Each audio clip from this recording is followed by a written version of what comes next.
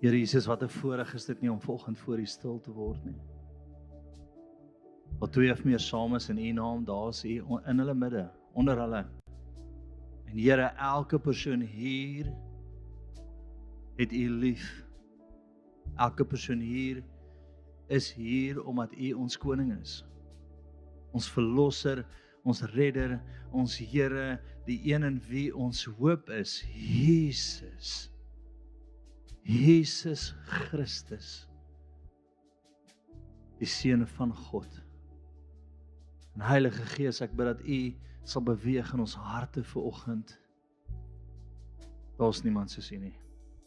En vir elke kind wat ons vanoggend teruggee vir U, vir elke kind wat 'n ouer vanoggend in U week kom groot maak, Here, kom seën dit, Heilige Gees, kom bekragtig dit. Wees daar soos U. U naam alleen is waardig om geprys te word. Die naam bo elke naam. Jesus.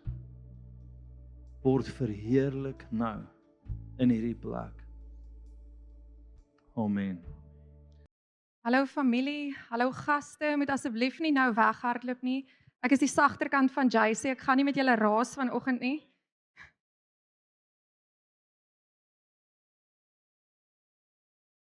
Okay. Ons het nou al so baie gebid, maar kom ons bid weer. Vader, dankie dat ons net in U huis by mekaar kan kom. Here, ek bid dat U vandag vir ons 'n openbaring sal gee van wie U is.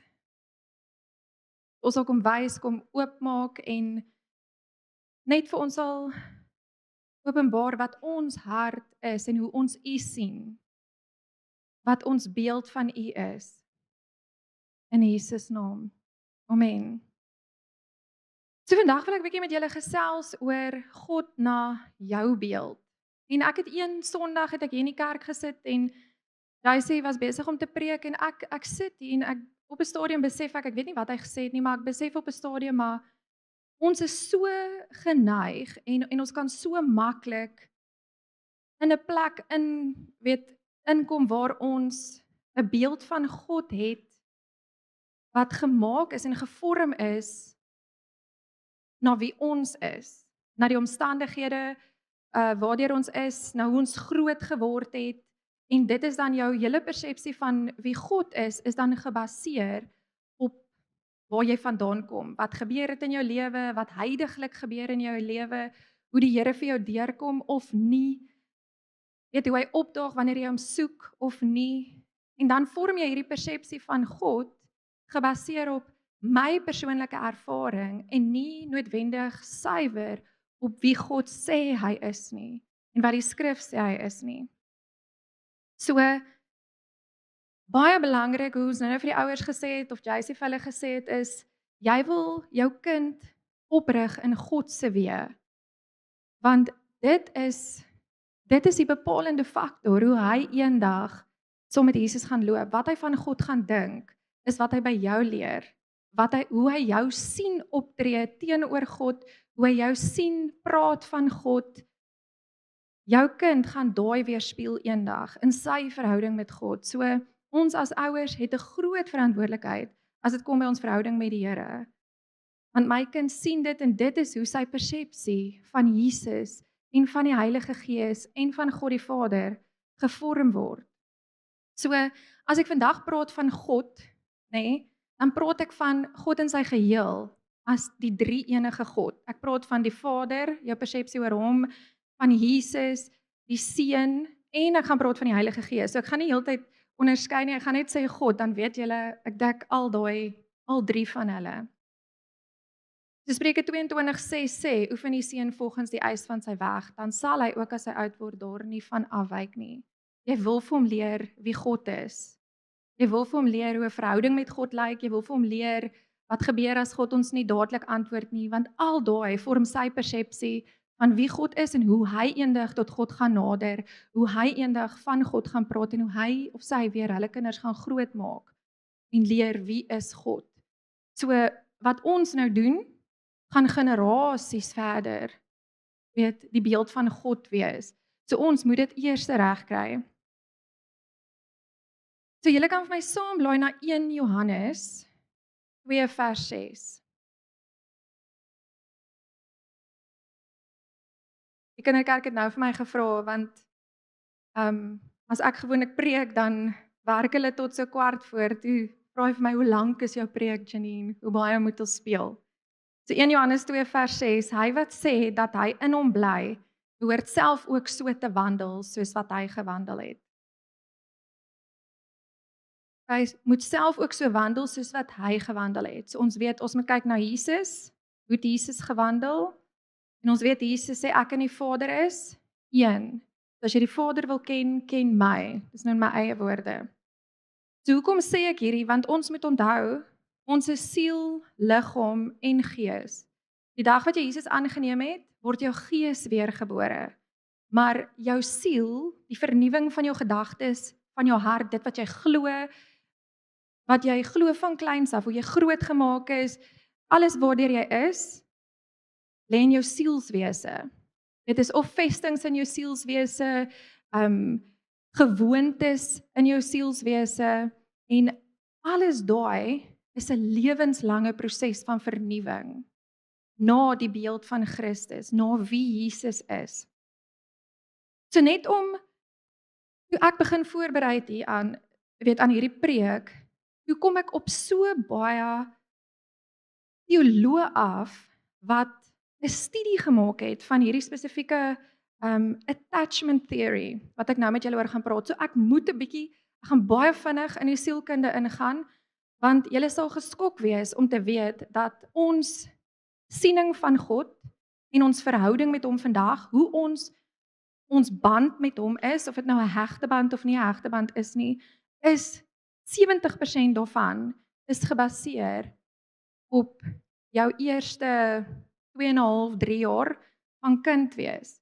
Daar vorm die attachment theory, daar vorm jou attachment, het julle al gehoor, ouers praat baie van separation anxiety, ekskuus nou vir my Engels, maar ek moes hierdie nou in Engels gaan lees het. Dis wanneer jy 'n kind by die skool aflaai, en hy kan jou nie los nie, nee, hy klou aan jou rok vas, en dan dis soos die juffrou moet hom letterlik van jou aftrek, dan noem ons dit separation anxiety, en ek wil vir julle sê, dat nadat ek hierdie gaan lees het ek soveel vrede gekry, en is eintlik baie gesond, nee, as 'n kind jou nie wil los nie. Maar kom julle gaan nou verstaan wat ek sê. So ek wil vinnig deur hierdie hardloop, net dat julle kan sien wat ek voel, waarna toe die Here ons vat. So daar was 'n ou, sy naam was John Bowlby, en hy was 'n Britse psigiater, en hy het die manier hoe hy groot geword het is, tot op die ouderdom van 7 jaar het hy nannies gehad wat hom groot gemaak het. Sy eie ouers was baie besig geweest. Ek weet nie wat hulle gedoen het nie. Ek het nie so diep ingegaan nie. Maar hulle was baie besig, en hy is deur nannies groot gemaak, en het mense gehad wat na hom gekyk het. En op die ouderdom van 7, toe sit hulle hom in 'n koshuis. Toe gaan hy skool vanuit 'n koshuis uit. Nou, hy het groot geword en gedink, maar hierdie het hom verskriklik gepla, want hy het gevoel hy het sonder ouers groot geword. En besef dat dit dalk baie, of 'n groot rede is, van hoekom hy so baie probleme het, as 'n groot mens, en hy het sielkunde gaan bestudeer, en hy het hierdie ondersoek, die attachment theory, het hy dan nou ontdek. So, ek wil dit nou in Afrikaans sê, so ek gaan dit noem die hegte band teorie, want as jy dit direk vertaal, dan sê dit die onhegtingsteorie. Nou, dit klink net heeltemal soos 'n anglisisme. Nou, daai hegtheid aan jou ouers, daai hegte band wat jy het met jou pa en jou ma, is die baie vroeë emosionele band wat jy vorm met jou ouers. Julle het seker al baie gehoor, mense sê, ja, maar ek kan nie, ek sukkel om 'n vader-seun of vader-kind verhouding met die vader te hê, want ek het nie goeie ouers gehad nie, of ek het nie 'n goeie pa gehad nie. So, ek kan myself nie vereenselwig met God as 'n vader nie. Ek sou kyk met Jesus. Ons is vriende, soos wat Jesus sê, ons is vriende, en ek kan die Heilige Gees aanvaar, maar ek kan nie God as Vader aanvaar nie, want my eie pa was nie 'n goeie pa vir my gewees nie. En nou het Christene hierdie attachment theory gevat, En hulle het dit in teologie ingebring en hulle het gesê, maar goed, maar kom ons kyk, wat is die effek van kinders wat in 'n gesonde huis groot geword het? Wat is die effek van kinders wat in 'n ongesonde huis of met afwesige ouers groot geword het? Wat se invloed het dit op hulle verhouding met God? En so hierdie is hoe dit nou alles bymekaar kom. So hou net vas, jy gaan nou die volle prentjie sien. So Bowlby het gesê in sy teorie sê dat kinders biologies, en ons weet dit, ons kan dit sien as jy kinders het, kan jy dit sien, is biologies geprogrammeer om hegte bande te vorm, want dit laat jou veilig voel. Okay. Ek het al gesien, daar's ouers wat hulle kinders mishandel, maar daai kind soek nog steeds, omdat hy in die eerste 2,5 jaar van sy lewe geheg geraak het aan daai mamma en daai pappa, is dit die persoon wat hom daai tyd laat veilig voel het, en soek hy nog steeds daai band. Hy wil nog steeds daai band hê. So ek wil nie te diep in hierdie sielkundige teorie ingaan nie, maar ek is seker julle kry die groot prentjie daarvan. Daar's 'n band wat jy vorm met jou ouers in die beginjare, en julle gaan nou sien dat baie van dit is hoe ons na God kyk vandag. So hulle het dit in 4 kategorieë gaan indeel. So jy kry jou veilige, jou hegte band. Dit is 'n veilige band. Dit is daai kinders wat skree wanneer jy hulle vanoggend by die skool aflaai, en dan kry jy so 10 minute later 'n WhatsAppie van die juffrou wat sê, "Mamma, die kind is heeltemal okay. So wees jy net rustig, werk lekker of doen wat jy moet doen." En toe jy uitstap, toe's hy of sy heel okay. Maar so vir my was dit altyd verskriklik om deur daai hele ritmerol te gaan. Maar sielkundig is dit goed vir 'n kind. Want jy sal nou sien, daar's 'n ander kant. Nee, sielkundig is daai goed vir 'n kind. En wanneer jy terugkom vanmiddag, dit was altyd vir my die lekkerste om my kinders te gaan haal by die nasorg, by die kleuterskooltjie, want hulle is so bly om my te sien. Daai is so vervullend as 'n ouer wanneer jou kind na jou toe hardloop en jou omhels en ek het jou gemis, mamma. Weet, daai is jou gesonde band, daai is 'n gesonde attachment. Dan kry jy nou 3 onveilige soos hegte bande. So dit is 'n kind wat by die skool afgelaai word, hy het nie 'n saak, dit is amper, hy word nou maar net afgelaai, dan gaan hy, wil jy maar nie baie sê nie, die tieners raak so, jy weet, hoi, daar gaan hulle, en as jy hulle vanmiddag weer kom optel, is dit, hallo, nee, ja, ek grap somme, dit is baie lief vir julle. Nee, hierdie is klein kindertjies wat net glad nie, soos dit is amper asof daar 'n verlamming is oor hulle. Hulle gee nie om as hulle afgelaai word nie. Hulle is ook nie opgewonde wanneer hulle weer, dit is nou maar net deel van die daaglikse roetine. Nou daai is 'n onveilige band, en dit is gewoonlik wanneer hulle primêre persoon met wie hulle 'n band gevorm het, nie heeltemal, hulle is daar, maar hulle is afwesig. Weet, dis 'n te besige ouer, amper soos 'n afwesige ouer. Of dit is fisiese afwesige ouers. Dis daai. Dan het jy jou angstig kinders wat, hierdie is hoogs skeidingsangs. Daai is daai, hulle kry selfs die onderwysers kry die kind nie gekalmeer nie. En wanneer jy die kind weer kom optel, is daar aggressie betrokke. Die kind sal slaan en moet nou nie, ek wil net by dit sê, want ek dink nou, Jan, hierdie is nie koekiekatter nie, hierdie is 'n sielkundige teorie.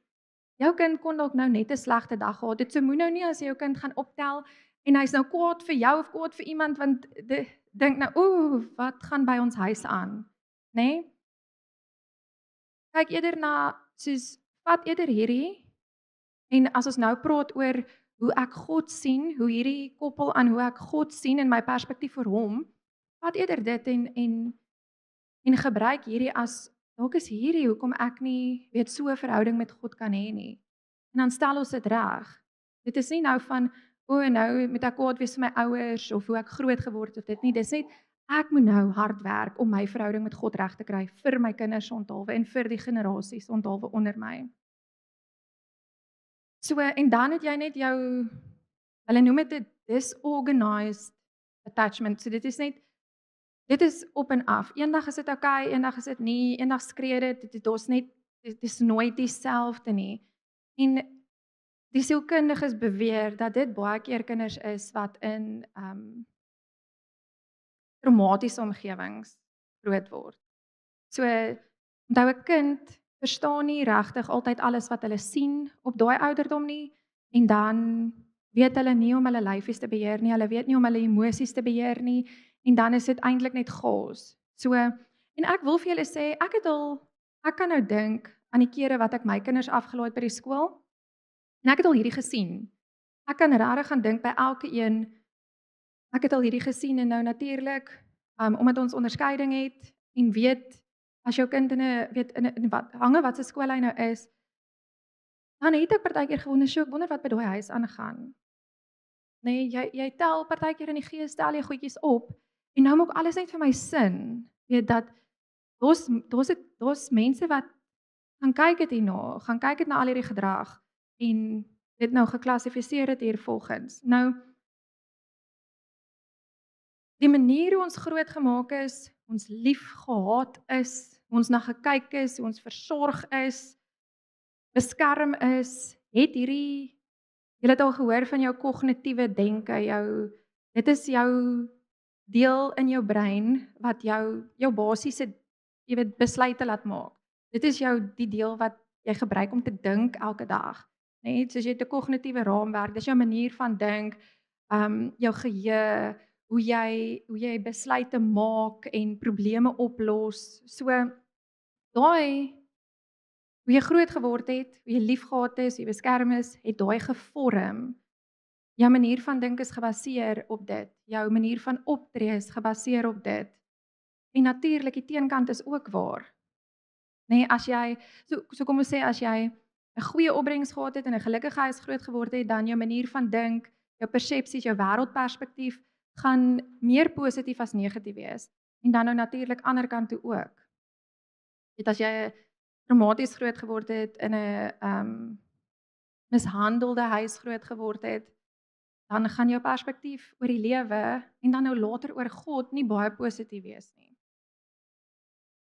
So of ons dit nou wil glo of nie, en ek weet nie of jy al ooit hieraan gedink het nie, maar hoe jou ma en pa, en veral jou pa, teenoor jou opgetree het as kind, het die fondasie kom lê vir hoe jy eerste God gaan sien, wanneer jy 'n ontmoeting met hom het.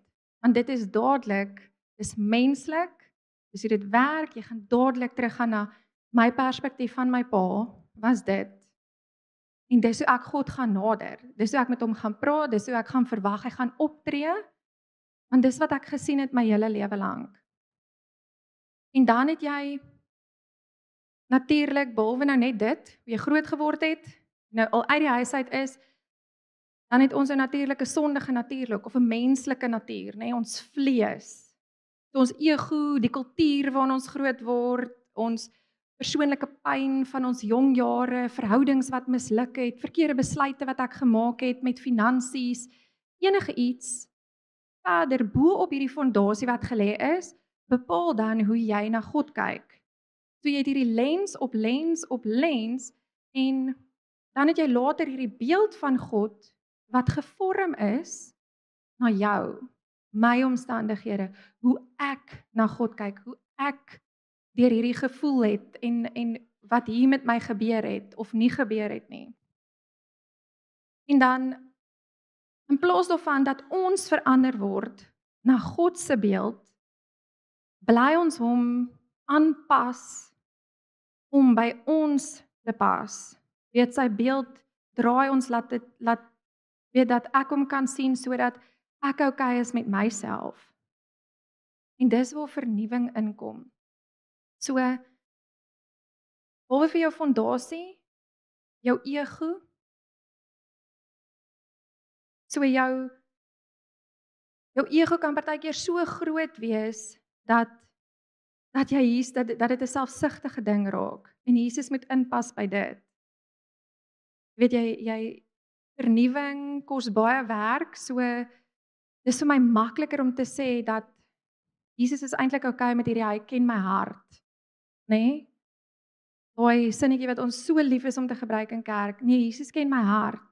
Hy verstaan my. Maar dis eintlik net my ego wat nou in die pad kom of 'n lens is tussen wie ek en wie God is. En dan natuurlik het jy jou kultuur wat diep gevorm is. Die kultuur waarin jy groot word. En ek wil op hierdie sê so en ek gaan nou 'n bietjie dieper daarin gaan. Ek het ook in 'n tradisionele kerk groot geword. So my persepsie van wie God was is wat ek daar gesien het, hoe my ouers van kerk af terug huis toe gegaan het en hoe ons dan nou verder ons kunskap uitgeleef het. En dis glad nie as ek die skrif lees oor hoe God dan nou is nie. Ek het altyd in die kerk want nou jy moet stil gesit het en jy mag weet as die dominee nie praat, jy mag niks gesê het nie, jy word geknyp hier onder want weet en God het vir my hierdie prentjie geraak van hierdie persoon wat ek so vrees en dit was nie 'n heilige vrees nie, ek het hom gevrees, nê? En dis glad nie. Vandag het ek 'n heilige vrees want hy is God van my lewe, maar hy is nie hierdie persoon wat sit en wag om my met 'n septer te slaan of wag om 'n fout te maak en dan vir my straf in my finansies of met my kinders of met goed nie. So ons kultuur, hoe ons gevorm word dan nou, is ook speel 'n baie groot rol in hoe ons God sien. En dan natuurlik jou filters van pyn. As jy deur trauma gegaan het, as jy as 'n kind dalk gemolesteer is of jy deur 'n man, jy 'n meisie is en jy's deur 'n man gemolesteer of 'n man deur 'n man gemolesteer, as jy 'n afwesige pa gehad het, as jy so hier die groot ding hierso is die vader en of net jy's teleurgesteld in 'n verhouding. Weet jy is dalk herhaaldelik verneek. Jou pa het jou ma gelos, jy het dalk in 'n gebroke huis groot geword. So jy het net hierdie persepsie van mans stel teleur. Goed, en nou moet jy 'n pa, God die Vader, kom vertrou met jou hart, met jou toekoms, met drome, om vir jou die weg te wys. So sien julle hoe jou pyn ook 'n filter kan raak en jy dan na God kan kyk en dink, nee, hy is God en ek glo hy is God, want dis wat die Bybel sê, hy is God, maar dis wie hy is, hy is God, hy is daar. Ons gaan nie 'n intieme verhouding hê nie, want dan kan ek seer kry, nê, dan kan hy dalk weer op my hart trap, soos wat al die ander mans gedoen het. Sien julle hoe daai 'n filter kan raak in jou gedagtes. En dan met al daai, en ek het nou baie oor hoofs gesels, want ek het nie tyd om te diep in te gaan nie, maar daai vorm 'n massiewe filter en hoe jy kyk na God. En julle weet, as jy 'n kind van God is, as ek myself 'n Christen noem en ek is 'n kind van God en ek het 'n lewende verhouding met hom, dan is dit nie net 'n geloof nie, dis verhouding.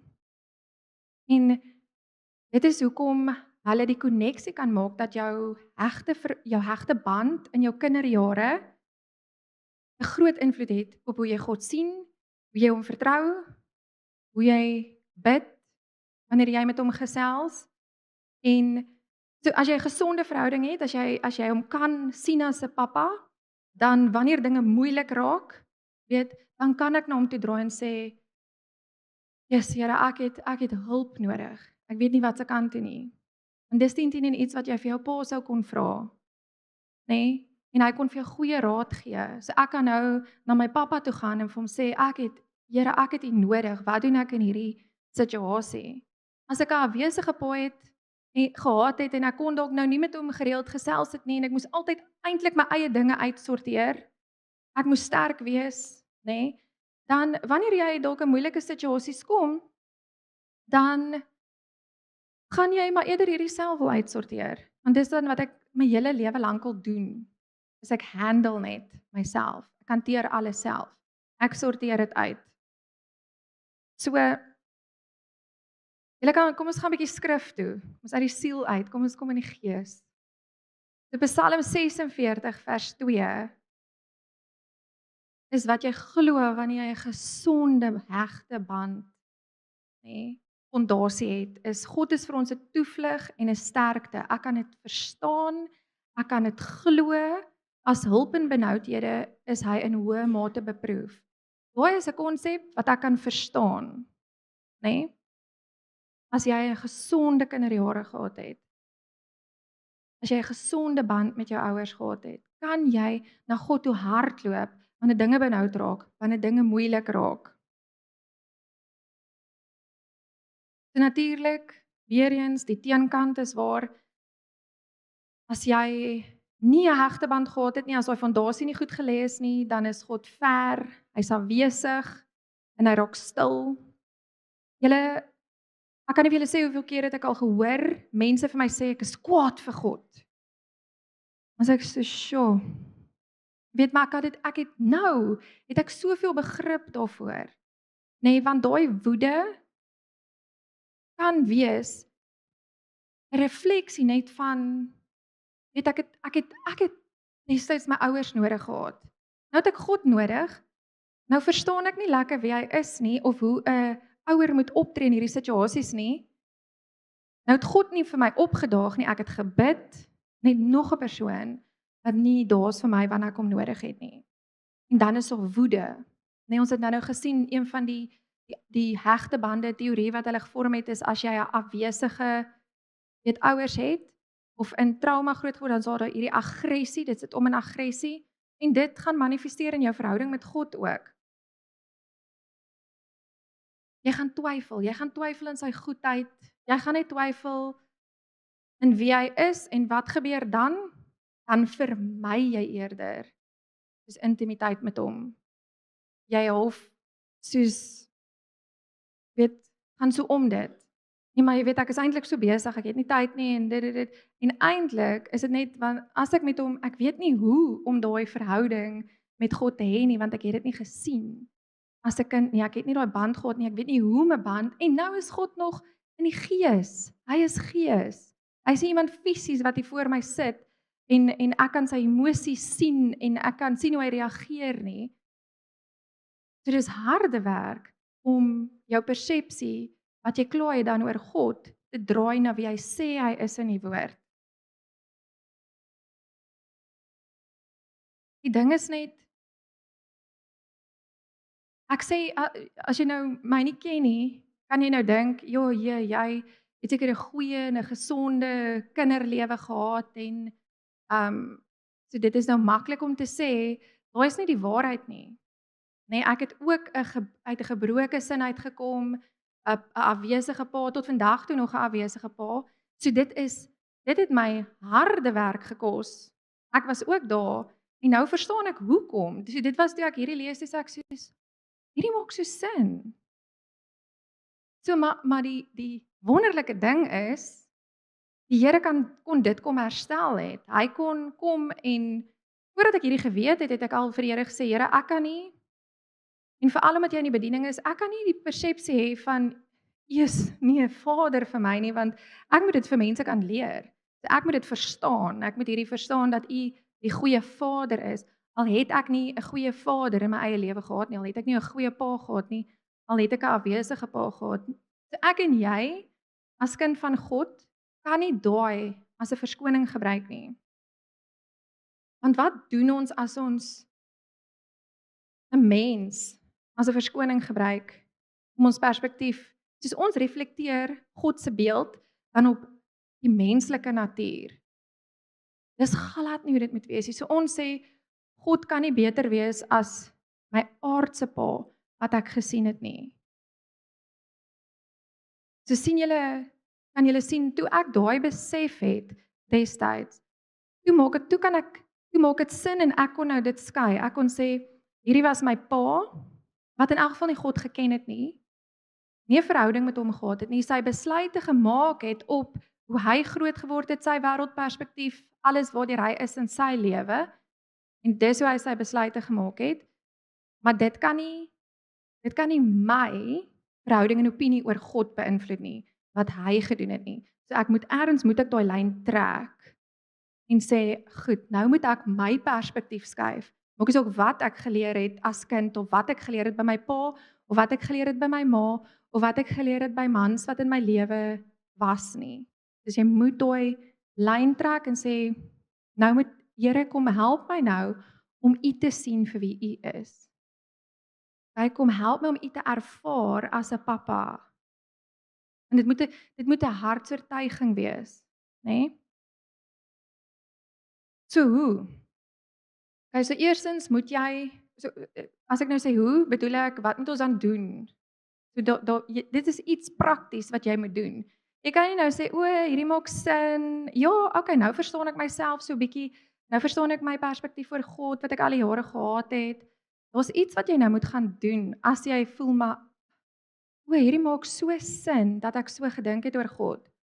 So natuurlik Spreuke 23 vers 7.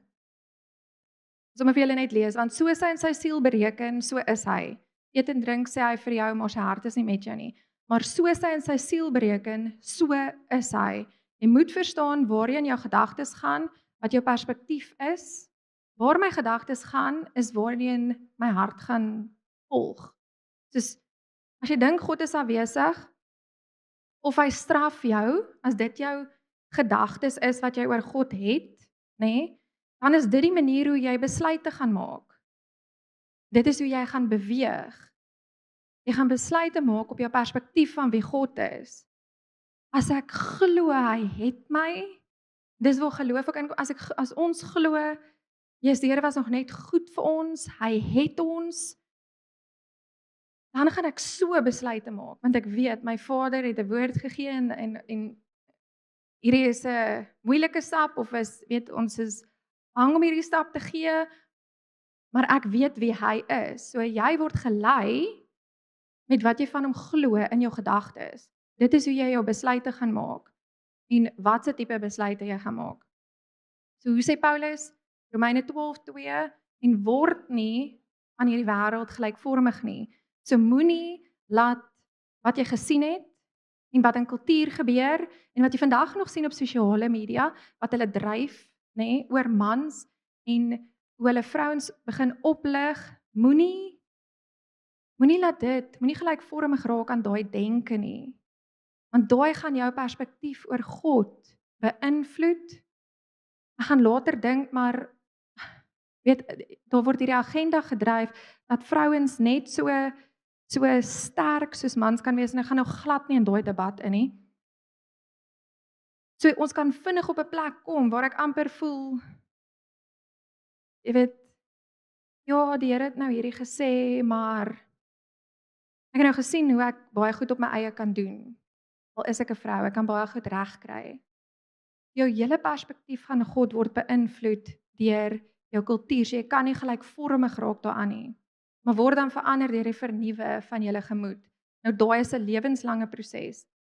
En vandag natuurlik is hierdie 'n klein deeltjie van jou gemoed waar jy na moet kyk en sê, Here, is hierdie 'n deel van my wat vernuwe moet word? Het ek 'n verkeerde perspektief van U gehad my hele lewe lank? Het ek besluite gemaak gebaseer op hoe ek gedink het U was, of wie ek gedink het U was, en het ek beweeg in 'n manier gebaseer op die invloed wat my ouers in my lewe gehad het, of net al my verhoudings in my lewe? Beweeg ek so? En dan sê Paulus, sodat julle kan beproef wat die goeie en welgevallige en volmaakte wil van God is. Ons omstandighede kan nie bepaal of die bepalende faktor wees. En ek praat van omstandighede jou hele lewe lank, nê? As jy 'n aanneemkind is, kan jy jouself sien of as 'n aanneemkind of as 'n weggooi kind. Daai gaan bepaal hoe jy God sien. Ek's weggegooi of nee, ek is aangeneem deur 'n goeie gesin op hierdie aarde. Okay. So daar's hierdie liedjie wat ja, ek is mal oor hierdie band United Pursuit. Ek weet nie, baie van julle ken hulle seker. En hulle het so is 'n liedjie Simple Gospel. Nou die lirieke sê op 'n stadium, ek dink is aan die begin, nou nie seker nie, maar hy sê I want to know you Lord like I know a friend, maar dan later sê die lirieke So I'm laying down all my religion. I want to know you, Lord. En dan, I used to think that I can box you in. En toe ek hierdie voorberei, toe daai liedjie die hele tyd in my gedagtes opgekom en ons plaas regtig vir God in 'n boksie gebaseer op wat ons geleer het van kleins af. En dis wat ek gevoel het die Here vandag wil doen, is hy wil net daai boksie oopmaak eerstens. Ek was soos, ja, ons gaan hierdie bokse breek en ek was soos voel toe die Here sê nee, hy wil dit is baie sensitief. Hy wil die boksie oopmaak. Ek sien hoe die boksie oopgevou word en jy net 'n vars perspektief kry oor wat jy dink van God, hoe jy hom sien. En dan gaan ek die Heilige Gees vertrou om jou te wys waar het jou perspektief van God verander of hoekom is jou perspektief van God soos wat dit is. En wat moet jy dan doen? Jy moet dan skrif toe gaan en sê, Here, ek sukkel regtig om U te sien as 'n Vader. En jy moet dan skrif toe gaan en jy moet die skrif gaan soek oor wie God is as 'n Vader. Elke keer wat hulle van God as 'n Vader praat. Op dit wil ek net noem, want dit spring in my gedagtes, waak oor die lering wat jy kry oor wie God is. En ek weet ons het nou baie gaste hier en ek praat teen geen ander kerk nie, maar waak oor die lering wat jy kry van wie God is. En ek kan net uit my eie lewe uitpraat oor waar ek groot geword het, tradisionele kerk. En is hartseer as ek vandag kyk na daai kerk wat alles toegelaat word. Wat oukei is, wat ons onder die vaandel sit van God sê dit is oukei. Ons is kinders van Jesus en dis oukei. Dis nie hoe ek my God ken nie. Nie alles is oukei as dit by God kom nie, want nou, wat se beeld het ons nou, wat se beeld het 'n hele gemeente dan van God, as daar sekere goed is waarmee God oukei is, wat die woord sê God is nie meer oukei nie. Ons skep 'n beeld van God, weet dat ek kan sondig, maar daar was genade, en God ken my hart, nee, en ons skep 'n beeld van God, dat hy 'n God is van valse liefde, en liefde maak vry. En as jy 'n beeld het van God, waar jy vassit in sonde, en daai liefde jou nie vry maak nie, dan jy 'n verkeerde beeld van God se liefde, want sy liefde is waarheid. Want jy 'n verkeerde beeld van God as dit kom by waarheid. Nie net eers as 'n pa nie. Want sy liefde bring waarheid en die waarheid gaan jou vrymaak. Gaan jou nie vashou in goed wat jy glo, wat nie in sy woord so is nie. So ons moet hierdie perspektief wat ons dan nou sien, wat die Heilige Gees aan ons openbaar, moet ons skrif toe vat. En ons moet eers skrif se lens daarna kyk en kyk, is hierdie wat ek glo volgens wat hy sê, wie hy is in sy woord. Nie na mense gaan luister nie, laat hy vir jou sê wie hy is. Ek wil ook vir julle sê, dat ek het God die beste leer ken, dit wat hy gesê het in sy woord, en hoe ek dit in my siel begin, weet vir myself sê, want jy kan kopkennis ook hê, maar dan moet dit 'n hartsoortuiging raak, is toe ek beweeg het, daar buite, toe ek vir mense begin bid, toe ek, weet, gegaan het saam met sy Heilige Gees en uitgestap het, die ongemaklike goed gedoen het, toe het ek gesien hoe sy liefde iemand kom oorweldig, 'n moslim, wat gesê het, my dogter, ek mis jou. Ek het gesien hoe die Here se compassion, iemand wat moes toegesluit word, kom toemaak. So wat ek vir jou wil sê is, kry jou kopkennis, vat jou perspektief, kry jou kopkennis, maar kry jouself aan die beweeg, kry jou hande vuil, want dis waar jy God gaan leer ken in jou hart, en daai kan niemand, niks wat weer in jou lewe gebeur, niemand wat jou weer teleurstel, of wat jou kinders doen, wat jou dalk ook gaan teleurstel, kan jou perspektief skuif van wie God is, dat hy is wie hy sê hy is, want jy gaan 'n oortuiging hê daarvan. So julle kan sommer saam met my staan. Jesus sê hy is die weg, hy is die waarheid en hy is die lewe. So om hom te ken is om die Vader te ken, om die Heilige Gees te ken is om die Vader te ken, en om die Vader te ken is om die Heilige Gees te ken. So jy moet jou perspektief skrif toe vat en dit deur skrif gaan filter en kyk en dit in lyn kry met wie hy sê hy is en dan begin beweeg sodat jy oortuiging kan kry dat hy is liefde. Hy gaan opdaag vir daai persoon wat jy gedink het hy gaan nie aanraak nie. Hy gaan die persoon toemaak wat jy dalk gedink het moet toegesluit word. En dis al hoe jy hom gaan leer ken. So ek gaan net saam met julle bid. Julle kan net julle oë toemaak en net vra Heilige Gees wat die dieptes van my hart ken en wat my gedagtes ken. Kom maak my boksie oop van wie ek dink God is.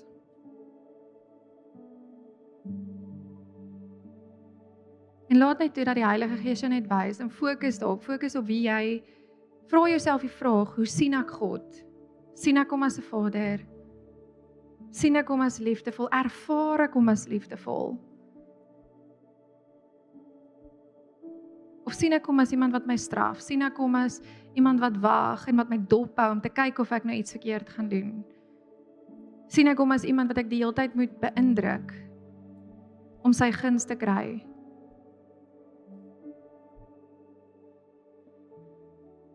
Sien ek hom as iemand wat my gaan teleurstel?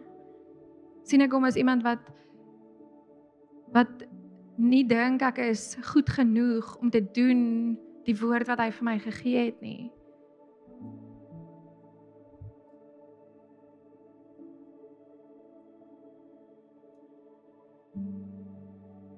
En dan wil ek hê dat julle dit wat julle nou ervaar het, gaan skryf dit neer, gaan skryf jou beeld wat jy van God het, gaan skryf dit neer en maak hierdie 'n praktiese oefening.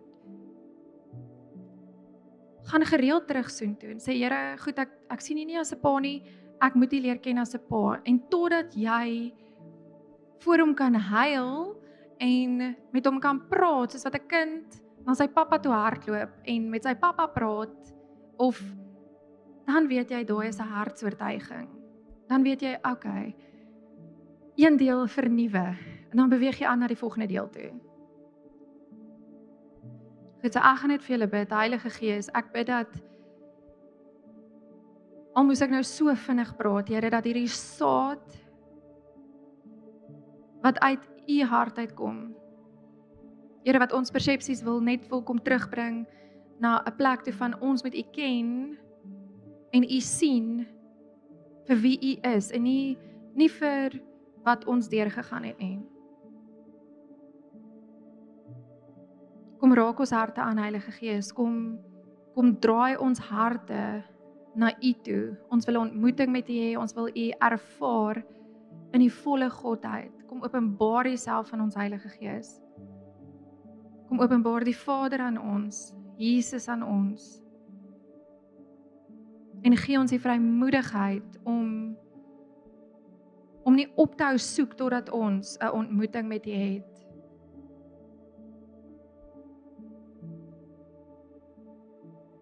Here, ek bid dat as daar mense is wat nou niks gesien het of niks ervaar het nie, dat hierdie saad sal bly druk op hulle harte.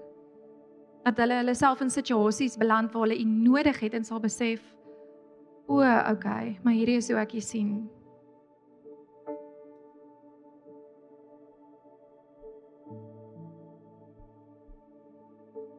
Amen. Gaan vir ons afsluit en jy kan net jou oë toemaak. Johannes 1, 11, 12 en 13 sê, maar almal wat hom aangeneem het, die wat aan hom glo, gee reg om kind van God te word. Dalk het iemand jou net saamgenooi, dalk het iemand jou hier gekry en het gesê, man, kom deel net vandag hierdie moment saam met ons.